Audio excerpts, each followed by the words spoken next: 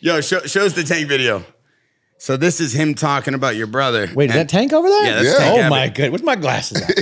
I gotta see this old Tank guy. was on last week. Oh, I haven't seen He's him talking forever. about Ken. Did you drop him? Run the volume too. Yeah, they're right there. They're right there. No drop? Yeah, run the He looks, volume. he so looks you can different, hear. huh? Whoa. Right? Dang. What he's done, and I'm thinking the guy's gonna go, whoa, you know. I don't think I was that big at the time. I was about 250.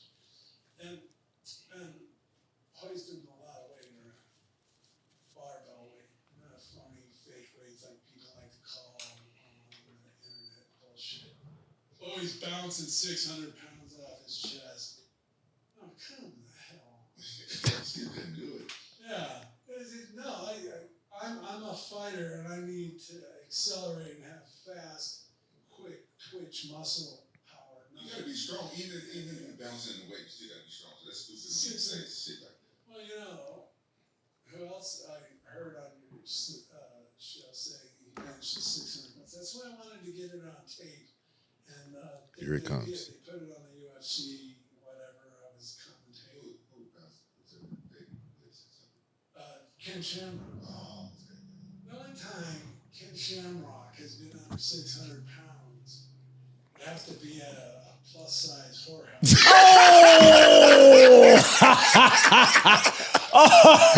bro, he floored me with that Okay, one, that's bro. good. That's good. I like that.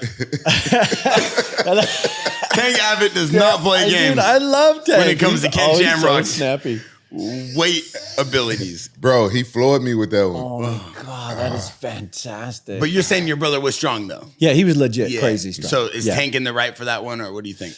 I don't know. I mean, I never saw him pump 600 pounds, but I mean, you know, I can say Ken and Dan Henderson are the strongest people I've ever tied up with. Oh wow, Dan Henderson strong. Yeah. Yeah. Wow, that's crazy. That's a unique list coming from you. I mean, you've Yeah. seen everybody there's to see. Yeah. Henderson was like incredible. a tree.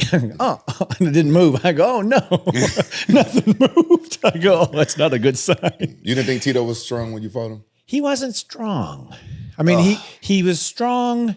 He had natural strength, but he didn't have the functional leverage strength like Ken and Dan. Like I tried him with Dan. Dan like flicked his shoulder and shucked me off. Like, what happened? Like, he didn't even do anything. He's, and I fell off the guy. Yeah. And I was holding on with all my might. Like, he was just so strong and functional in that position. Yeah. And Tito didn't feel that way. He felt, strong and big, but not, like, it didn't feel directed.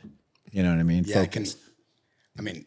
Tito's a pretty big dude, and it seems like He's massive. Seems like every podcast, a lot of people are saying he's not as strong as he thought he was. Yeah. Well, that's the thing is I was never strong, ever. You look strong. You look I look strong because I do bodybuilding and I shape everything, fill it in, make it look amazing. But like compared to Ken, I mean, he was 10 times stronger than me. I just never had that like natural strength. My muscles are all squishy. They go right to the bone. They're like all puffed up and awesome looking. But you touch Ken's arm, it's hard as a rock. And it's just a different density of muscle and strength. And I never got that. Mine was all technical and movement and mechanics and the speed that I could do those things. Hey, who was that fighter that you picked up and slammed and knocked him out?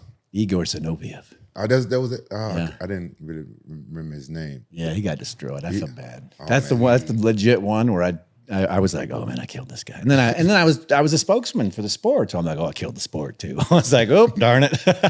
I think that was perfect execution. Perfect. Yeah, I dreamt that. Just like I dreamt the Kevin Jackson armbar. All that stuff, the Tito fight, that stuff all happened in my dreams because I do deep meditation. I do heavy visualization right before I go to sleep. So I'm living in this ether world, and then my consciousness slips into it. And back when I was training, I just started training again because what else are you doing? So I would be sitting like this, but also training in the ring, and I would be able to converse and watch and look as a third person and go, there's something there.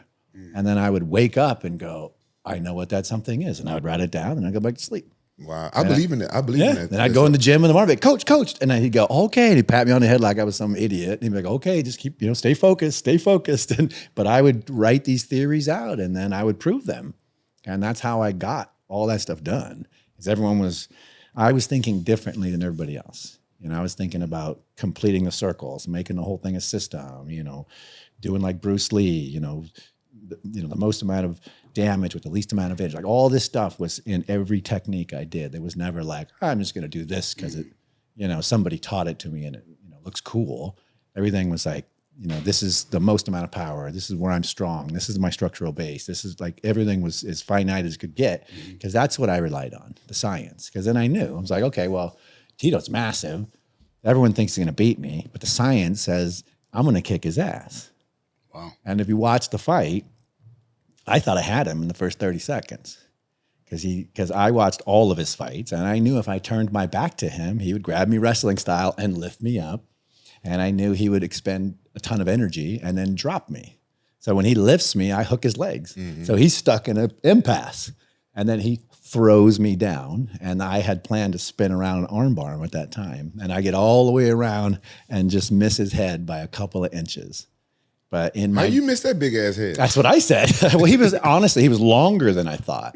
And so when I spun around for the arm, I wasn't hip up because he was just, you know, in that way, Ken was right. He was a big man. And I didn't know I would need a little more space.